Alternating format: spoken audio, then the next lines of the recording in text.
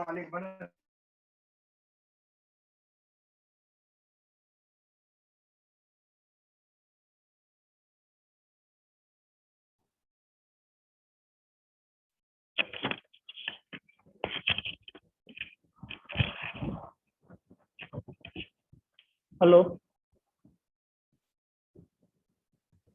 Good morning sir.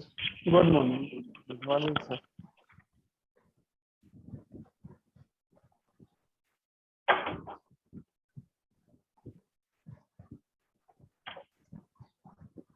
चलिए start करते हैं क्लास आज की। हम पढ़ रहे हैं इस समय फॉरेन की स्टूडेंट। फॉरेन की में मैंने आपको इंटीग्रेटिव कांस्टेंट इंप्लीमेंट करके बताया था, जिसके अंतर्गत दो रूल्स कल मैंने आपको दिखाए थे कि यदि पेरेंट टेबल के जो फील्ड हम यूज करते हैं फॉरेन की के रूप में, उसमें यदि रिकॉर्ड अवेलेबल है तभी आप चाइल्ड टेबल में रिकॉर्ड इंसर्ट कर सकते हैं, अदरवाइज रिकॉर्ड इंसर्ट नहीं कर सकते हैं। इसके साथ साथ हमने आपको दिखाया था कि यदि पेरेंट टेबल के related corresponding record child table पे अवेलेबल है तो हम पेरेंट टेबल से उस रिकॉर्ड को डिलीट नहीं कर सकते हैं। उसी के बाद आज हम पहले देखते हैं, जिस प्रकार से आपने देखा था कि पेरेंट टेबल में यदि उससे related corresponding record child table में अवेलेबल है तो हम उसको डिलीट नहीं कर सकते हैं। उसी प्रकार से यदि उसके रिकॉर्ड अवेलेबल है तो हम उसको डिलीट के साथ साथ अपडेट भी नहीं कर सकते हैं। आइए मैं पहले आपको दिखा देता हूं कि कैसे। जैसे हमने डिलीट की कल प्रैक्टिस की थी, पहले एक बार हम अपडेट की भी प्रैक्टिस करते हैं।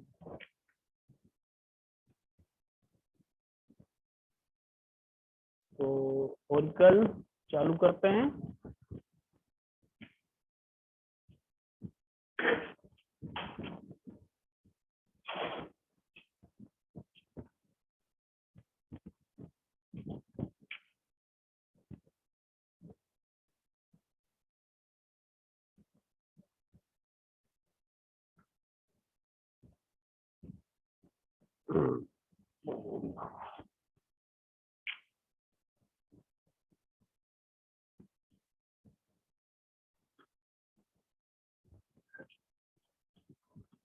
कल हमने ये दो टेबल बनाया था स्टूडेंट। एक तो डॉक्टर टेबल थी हमारे पास,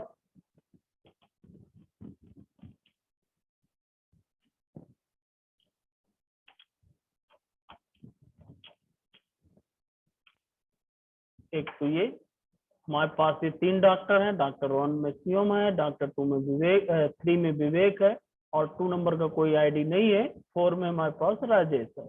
यदि हम पेशेंट की बात करें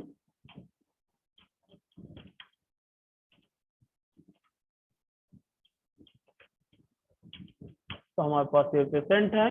डॉक्टर 1 ने देखा है राम को और डॉक्टर 4 ने देखा है राकेश को और डॉक्टर 1 ने देखा है अरुण को। यानी कि 1 नंबर के आईडी डॉक्टर शिवम ने 2 पेशेंट देखे हैं और 4 नंबर के डॉक्टर राजेश ने एक ही पेशेंट देखा हुआ है। ओके, अब मैं ये कह रहा हूं जैसे 1 और 4 यूज है यहाँ, तो यहाँ पे यदि हम चाहें कि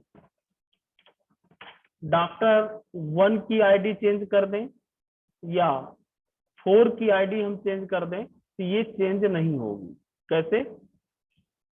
मैं अपडेट कमांड यूज करता हूं। अपडेट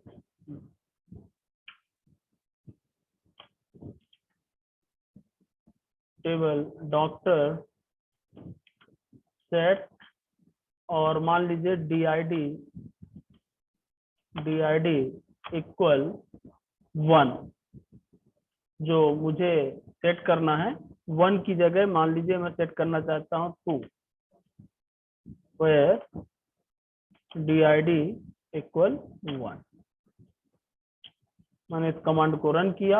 आप देखेंगे यहाँ student child record form 1 number, मैं चाहता हूं कि 1 नंबर जो आईडी है डॉक्टर शिवम की वो उसकी जगह में क्या हो जाए 2 हो जाए। चेंज नहीं होगा। क्यों? क्योंकि वो कह रहा है चाइल्ड रिकॉर्ड इसका अवेलेबल है। यानी कि कल तो हमने देखा था कि डिलीट नहीं हो रहा था, आज हम देख रहे हैं कि उसकी आईडी चेंज भी नहीं कर सकते हैं। तो यानी कि अब आपको बिल्कुल क्लियर हो गया होगा स्टूडेंट कि यदि पेरेंट टेबल के अंतर्गत तो उसका चाइल्ड रिकॉर्ड अवेलेबल है तो पेरेंट टेबल में हम उसकी आईडी को चेंज नहीं कर सकते। ओके। दूसरा, मान लीजिए आईडी नहीं, मैं नेम चेंज करना चाहूं तो मैं नेम चेंज कर रहा हूं स्टूडेंट, डी नेम, और मैं इसका नाम दे देता हूं डॉक्टर विजय। ओके। और आईडी नंबर 1 ही कर देते हैं, चाहे नाम से फाइंड आउट करा लें चाहे आईडी से करा लें। तो चेंज किया, नाम आप आसानी से क्या कर सकते हैं, चेंज कर सकते हैं, लेकिन आपकी आईडी चेंज नहीं होगी। ये देखिए, मान लीजिए सीओम की जगह हमारे पास डॉक्टर कौन आ गया, विजय। तो 1 नंबर आईडी जिनको डॉक्टर सीओम देख रहे थे, अब उन पेशेंट को कौन देखेगा, डॉक्टर विजय। इस प्रकार से आप उसका नाम चेंज कर सकते हो, लेकिन आईडी आपकी चेंज नहीं। ओके। इसके साथ साथ यदि जिनका रिकॉर्ड करस्पॉन्डिंग रिकॉर्ड अवेलेबल नहीं है, मान लीजिए 3 नंबर जो है ये डॉक्टर विवेक हैं, इनने अभी तक कोई पेशेंट नहीं देखा है, तो इनकी आईडी में चेंज कर सकता हूँ। मान लीजिए इसकी आईडी मुझे 2 करना है, मैं चेंज कर रहा हूँ स्टूडेंट, DID 2, किसकी, DID 3, जिसकी DID 3 है उसकी DID अब क्या हो जाए, 2 हो जाए। ये आसानी से चेंज हो जाएगा, कोई दिक्कत नहीं। ये देखिए अपडेट हो गया। ये देखिए 1 2। यदि पेशेंट टेबल में देखेंगे तो अभी हमें कोई इफेक्ट नहीं मिलेगा, क्योंकि जो 1 नंबर का डॉक्टर सीएम देख रहा था उन पेशेंट को अब कौन देख रहा है, हमारा विजय, डॉक्टर विजय देख रहे हैं, कोई प्रॉब्लम नहीं। इस प्रकार से जैसे हम डिलीट नहीं कर सकते थे, उसी प्रकार से उसकी आईडी को हम अपडेट भी नहीं कर सकते। ये कॉन्सेप्ट आ गया समझ में स्टूडेंट? Yes sir. ओके।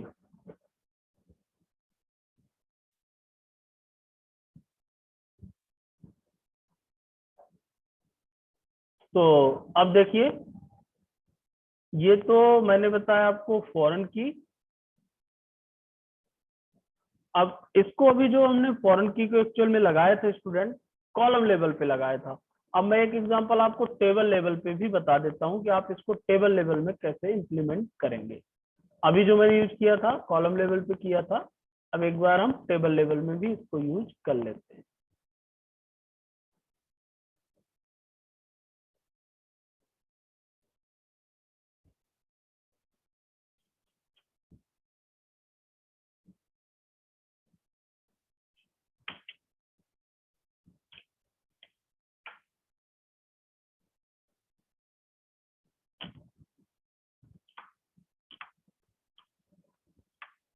इसके लिए मैं दूसरी टेबल एक बना रहा हूँ स्टूडेंट।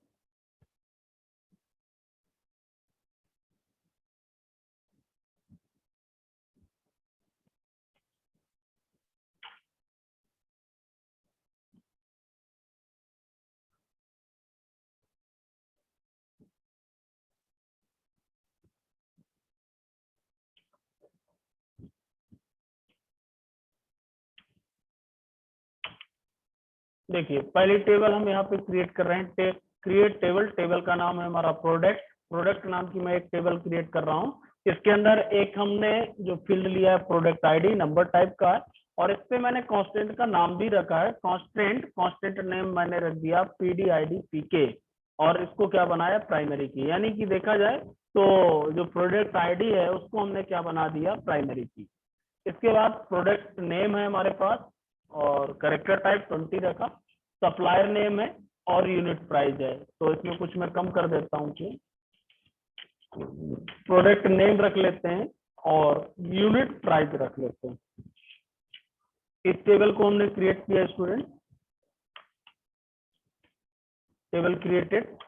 अब इसकी हम फॉरेन की क्रिएट करेंगे टेबल लेवल पे। तो यहाँ पे मैं गया, टेबल दूसरी क्रिएट किया, ऑर्डर आइटम, ऑर्डर आईडी है, प्रोडक्ट आईडी है, अब यहाँ पे ध्यान दें आप, प्रोडक्ट आईडी इसमें भी थी, प्रोडक्ट आईडी इसमें भी थी। यदि मैं कॉलम लेवल फॉरेन की क्रिएट करता तो मुझे यहीं पे रेफरेंस करके देना पड़ता, रेफरेंस टेबल नेम प्रोडक्ट और ब्रैकेट में प्रोडक्ट आईडी, तो मेरा फॉरेन की क्रिएट हो जाता।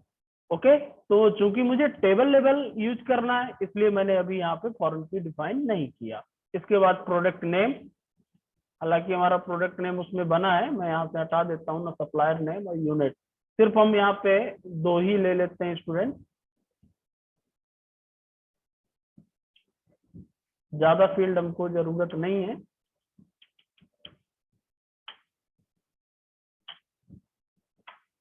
ये लीजिए, अब देखिए जब हम फॉरेन की बनाने जाएंगे तब देखिए क्या करना है।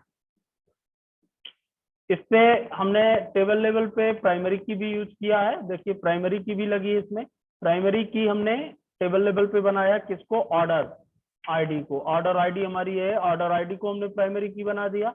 और यहाँ पे अब हमको फॉरेन की बनाना है। मैंने बताया था जब टेबल लेवल आपको फॉरेन की क्रिएट करना होगा तो आपको लिखना होगा फॉरेन की, और यहाँ पे आप देखेंगे कि फॉरेन की लिखा हुआ है।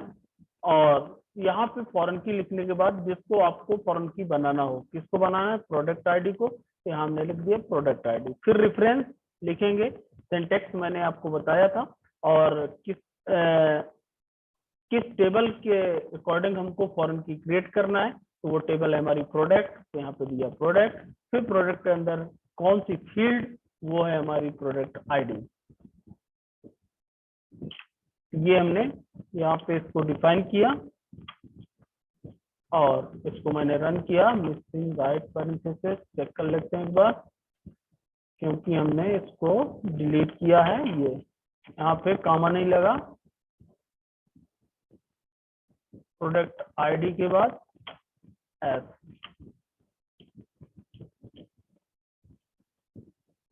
तो रन किया, टेबल क्रिएटेड।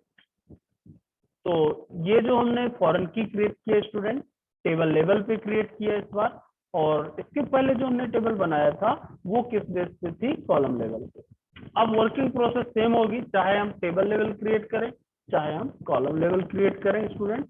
मान लीजिए रिकॉर्ड हम इंसर्ट करके आपको दिखा देते हैं, इंसर्ट इनटू और प्रोडक्ट, और इसके अंदर हमको क्या क्या देना है, वैल्यूज में प्रोडक्ट आईडी देना है और प्रोडक्ट नेम देना है,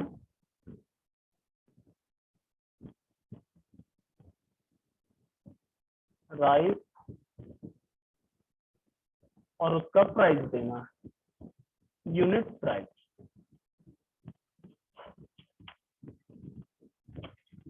ये नॉर्मल वैल्यू मैंने इसमें इंसर्ट किया, एक हो गया। प्रोडक्ट आईडी आपकी क्या है, प्राइमरी की है, डुप्लीकेट वैल्यू स्टोर नहीं करेगा।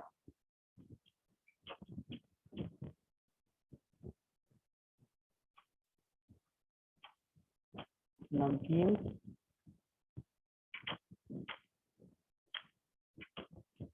ये मैंने 2 रिकॉर्ड इसमें स्टोर किया। और इसी प्रकार से अब फॉरेन की में जाके हम स्टोर करेंगे।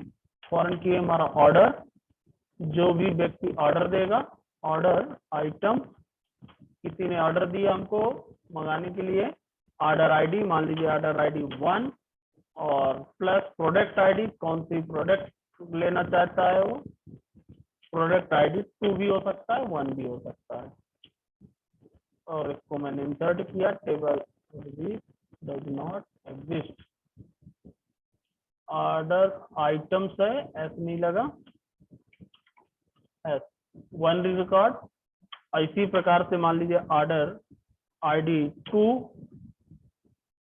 भी, ये सेकेंडरी आपका डबल भी हो सकता है, 2 ऑर्डर हो सकते हैं। और फिर मैंने दिया 3, और ऑर्डर 1 भी हो सकता है। अब देखिए मैं आपको रिलेशन फिर ओपन करके दिखा रहा हूँ, ऑर्डर 4 1 भी हो सकता है। ओके, अब देखिए टेबल देखते हैं। सेलेक्ट स्टार फ्रॉम प्रोडक्ट, देखिए हमारे पास 2 प्रोडक्ट है स्टूडेंट, एक तो राइस है, एक तो नमकीन है। और राइस जो है हमारा 150 रुपए किलो है, नमकीन 100 रुपए किलो है। और प्रोडक्ट आईडी की बात करूं, राइस मतलब वो 1 नंबर है और नमकीन मतलब 2 नंबर है। ओके, अब मैं डिस्प्ले करा रहा हूं ऑर्डर, किसने किस प्रोडक्ट के लिए ऑर्डर दिया ये हमको देखना है। यदि फ्रॉम ऑर्डर आइटम, तो ऑर्डर आइटम्स का हम यूज करेंगे। ये देखिए, अब आप यहाँ से समझ सकते हैं प्रोडक्ट ऑर्डर जो 1 नंबर का ऑर्डर आया है वो किसके लिए आया है, 2 नंबर। 2 नंबर मतलब नमकीन के लिए। 2 नंबर का जो ऑर्डर आया है वो भी नमकीन के लिए आया हुआ है। 3 नंबर का जो ऑर्डर है वो राइस का है और 4 नंबर का ऑर्डर हमारा राइस का है। ओके, इस तरीके से आप इसको यूज कर सकते हैं, टेबल को बना सकते हैं। लेकिन मेन उद्देश्य हमारा यहाँ पे जो था वो ये था कि टेबल लेवल पे हम फॉरेन की को कैसे क्रिएट करते हैं, ये मैंने आपको दिखाया। ओके स्टूडेंट, इसमें किसी को प्रॉब्लम? No sir. ओके, तो ये बात हुई फॉरेन की को क्रिएट करना टेबल लेवल और कॉलम लेवल। अब बात करते हैं, इसके साथ हम कुछ ऑप्शन यूज कर सकते हैं। वो होता है इंटीग्रिटी कांस्टेंट के साथ इंप्लीमेंट होते हैं। इसके लिए 2 ऑप्शन हम फॉरेन की में यूज कर सकते हैं। वो ऑप्शन कौन से हैं उनको मैं आपको बताना चाहूंगा। एक तो फॉरेन की के साथ हम यूज कर सकते हैं विथ कैस्केड डिलीट ऑप्शन। आपने भी एक्सेस में पढ़ा हो तो ये ऑप्शन पाया जाता है एक्सेस में। जब हम रिलेशनशिप को क्रिएट करते थे तब हम यूज करते थे फॉरेन की विथ कैस्केड। फॉरेन की विथ कैस्केड ऑप्शन के साथ भी क्रिएट की जा सकती है। यदि हम कैस्केड ऑप्शन का यूज करते हैं तो हमको क्या बेनिफिट मिलेगा ये हम आपको पहले बताना चाहेंगे। ए फॉरेन की आप यहाँ देखेंगे विथ कैस्केड डिलीट डिलीट, यदि फॉरेन की को विथ कैस्केड डिलीट के साथ हम यूज करते हैं means that if A record in the parent table, यदि रिकॉर्ड पेरेंट टेबल में है इज डिलीटेड और उसको हम डिलीट करते हैं then the corresponding record in the child table will be automatically be deleted. This is called the cascade delete in Oracle. देखिए, कुछ समझ में आया आपको? कोई भी स्टूडेंट बता सकता है इसका मतलब क्या हुआ? Any student?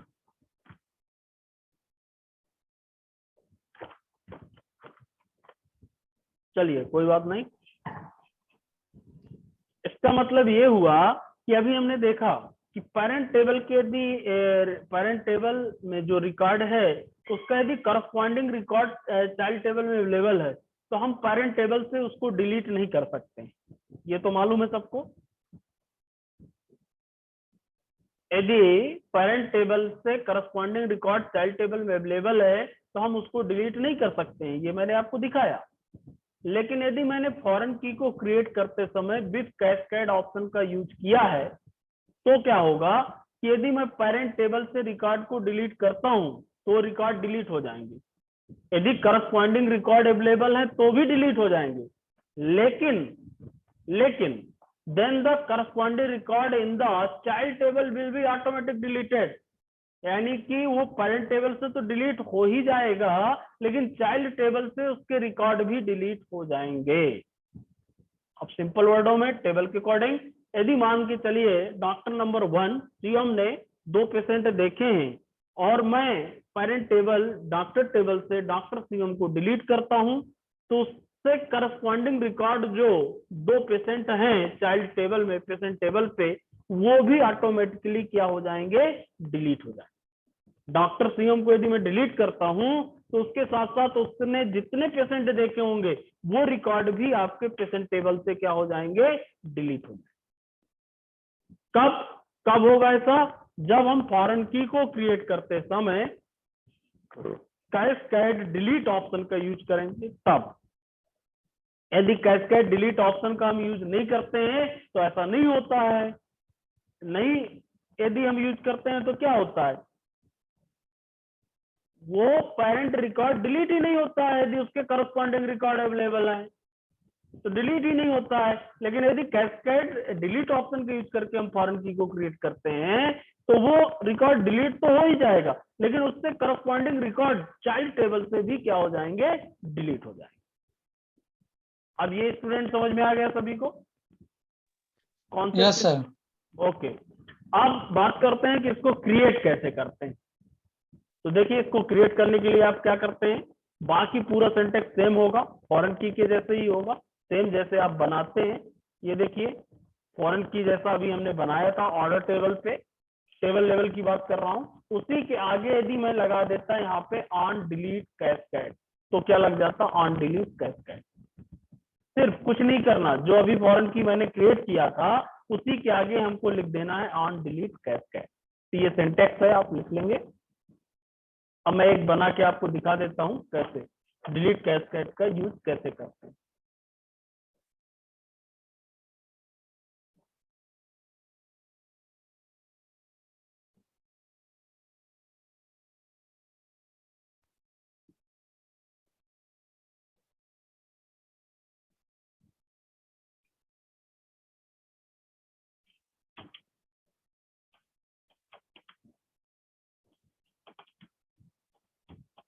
मैं डॉक्टर और पेशेंट टेबल पहले डिलीट कर देता हूँ स्टूडेंट। अच्छा इसके कर देखिए टेबल भी डिलीट नहीं होगी, ये देखिए, चलिए ये भी बहुत अच्छा हुआ। यहाँ पे मैं बता देता हूँ, यदि देखिए उसके करस्पॉन्डिंग रिकॉर्ड पेशेंट टेबल में अवेलेबल हैं, आप चाहें कि मैं डॉक्टर टेबल ही डिलीट कर दूं तो वो भी डिलीट नहीं होगी, पहले मुझे पेशेंट टेबल डिलीट करना पड़ेगा। ये देखिए जब पेशेंट टेबल डिलीट हो जाएगी तब जाके कहीं डॉक्टर टेबल डिलीट होगी। आप डायरेक्ट डॉक्टर टेबल को डिलीट नहीं कर सकते थे, अब दोनों टेबल डिलीट हो गए, नो प्रॉब्लम, आप चेक कर सकते हैं। अब मैं फिर से विथ कैस्केड ऑप्शन के यूज करके इनको क्रिएट कर रहा हूं। सबसे पहले पेशेंट या डॉक्टर टेबल को मैं क्रिएट कर देता हूं।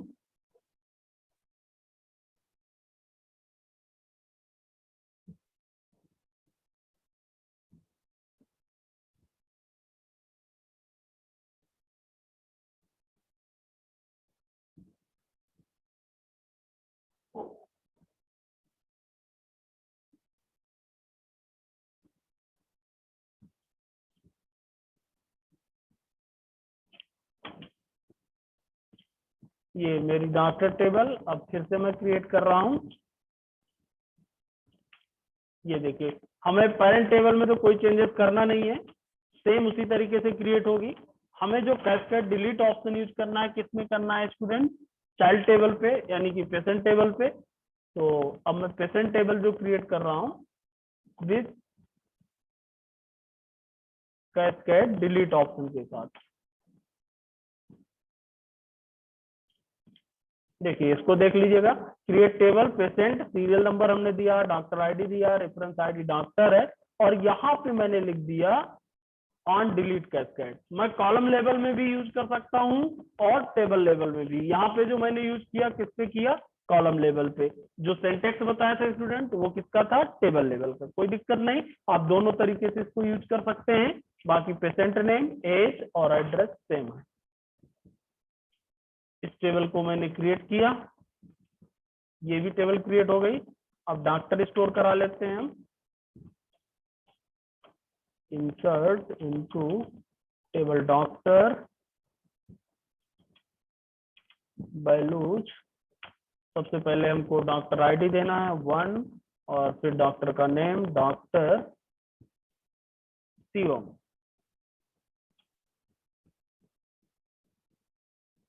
और उसका क्या देना है हमको, एज 31। वैल्यू इंसर्ट करा,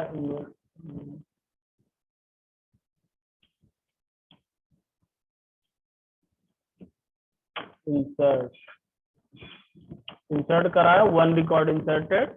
2 डॉक्टर हम इंसर्ट करा लेते हैं, डॉक्टर 2, डॉक्टर विवेक 40। ये 2 डॉक्टर हो गए हमारे। अब हम पेशेंट को इंसर्ट कराते हैं student.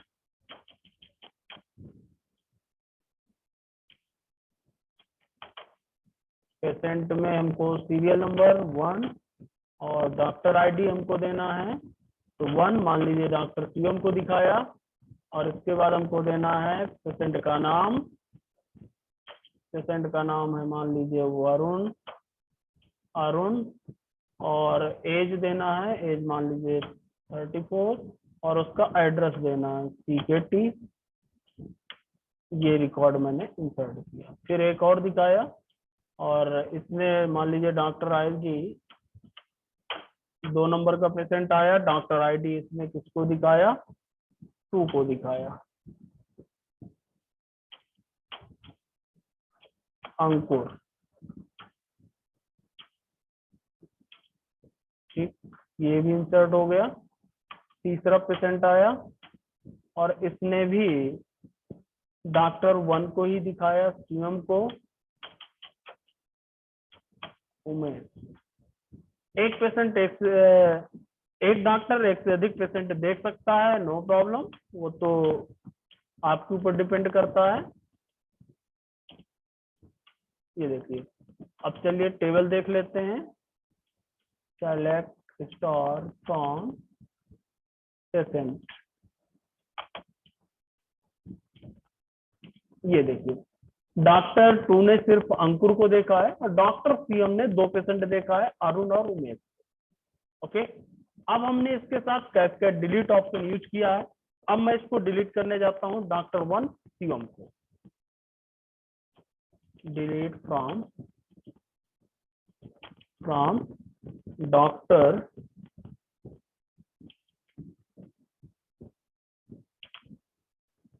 where DID equal 1। Okay, यदि कैस्केड डिलीट ऑप्शन ना लगा होता तो पहली बात तो ये डॉक्टर डिलीट नहीं होता, क्योंकि इसके करस्पॉन्डिंग रिकॉर्ड अवेलेबल है। अब यदि कैस्केड डिलीट ऑप्शन लगा है तो देखिए क्या होगा, डिलीटेड, डॉक्टर डिलीट हो गया, क्योंकि कैस्केड डिलीट ऑप्शन हमने यूज किया है। सबसे पहले हम डॉक्टर टेबल देखते हैं।